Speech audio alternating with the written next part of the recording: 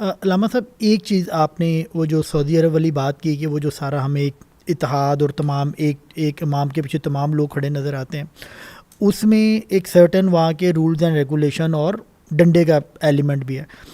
آپ کو نہیں لگتا جو اب ہمارے ملک کا اور لوگوں کا بائی اینڈ لارج مزاج بن چکا ہے، اس میں یہ تربیت اور یہ تمام چیزوں سے تو کوئی انکار نہیں کر سکتا، لیکن اس کے ساتھ ساتھ گورنمنٹ لیول پہ اور جو بھی پاور کوریڈورز ہیں ان کو یہ چیزیں کچھ پاکستان میں انفورس بھی کروانی پڑیں گی؟ وہ انفورس کروائیں گے تو پھر اس کے رزلٹس آئیں گے. دیکھیں، پاکستان میں ڈنڈا ہے لیکن سیاسیوں پر زیادہ استعمال ہوتا ہے، مذہبیوں پر کم استعمال ہوتا ہے. لیکن ظاہر ہے کہ جب حالات، اگر لوگ باشعور ہوں اور خود ہی ایک صحیح سمت میں جا رہے ہوں تو ڈنڈا کسی جگہ ریکمینڈڈ نہیں ہے.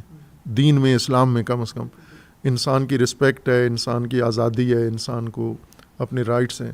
لیکن جہاں پر ریوڑ بن جائے، جہاں پر حدود حقوق کا خیال نہ رکھا جائے، جہاں قوانین کی پیروی نہ کی جائے، تو وہاں ڈنڈا سب سے بہترین ہوتا ہے. بچپن میں جب میں اسکول پڑھتا تھا تو ہمارے ایک استاد تھے، تو وہ دلچسپ استاد تھے، کلاس کو بور نہیں ہونے دیتے تھے. تو وہ ہمیں بتاتے تھے کہ اللہ نے آسمان سے 4 کتابیں اتاری ہیں اور 5واں ڈنڈا اتارا ہے. ٹھیک ہے. وہ ساتھ شعر بھی پڑھتے تھے کہ آسمانوں آئیاں 4 کتاباں، 5واں آیا ڈنڈا. وہ باقاعدہ انہوں نے شعر بنائے ہوتے. اور پھر یہ کہتے تھے کہ 4 کتابوں نے اتنی تربیت اصلاح نہیں کی جتنی ڈنڈے نے کی ہے. تو وہ ہمیں یہ کہتے تھے کہ آپ 4 کتابوں کی بات ماننے والے نہیں ہو، آپ 5ویں ڈنڈے کی بات. اور یہ قرآن میں بھی ہے کہ اللہ تبارک و تعالیٰ نے ایک کتاب نازل کی ہے اور ساتھ حدید نازل کی ہے، لوہا نازل کیا ہے جس میں شدت ہے، جس میں باعث شدید ہے. قرآن کی آیت ہے یہ کہ جہاں ضروری ہوتا ہے وہ استعمال ہونا چاہیے. پاکستان میں ہوتا ہے استعمال، لیکن جہاں ریاست سمجھتی ہے، جہاں نہیں سمجھتی وہاں چھوڑ دیتے ہیں.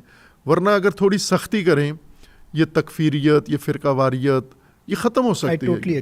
بالکل ختم ہو سکتی ہے. ول نہیں ہے اوپر، بالکل اوپر ارادہ ریاست کا بننا چاہیے. ریاست کا ارادہ نہیں. نیچے سے علماء، عوام خود اگر یہ ماحول بنا لیں تو ڈنڈے کی ضرورت ہی نہیں ہے.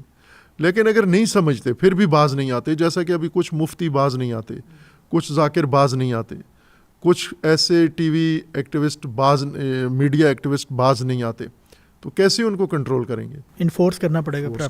فورس کرنا پڑے گا.